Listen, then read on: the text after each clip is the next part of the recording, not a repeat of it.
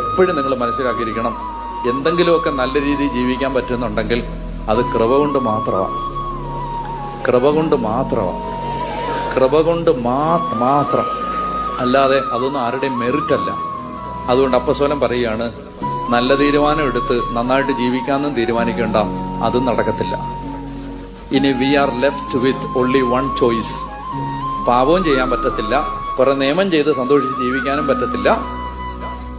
ഇനി കുറച്ച് തീരുമാനം എടുത്ത് നന്നായേക്കാന്ന് വിചാരിച്ചാൽ അത് നടക്കത്തില്ല. We have left with only one choice. മുട്ടയിൽ നിന്നിട്ട്, കർത്താവേ, നിന്റെ ആത്മാവിനെ തന്ന് എന്റെ ജഡത്തെ നവീകരിക്കണമേ. പിടികിട്ടിയോ? ഇതാണ് സുവിശേഷം.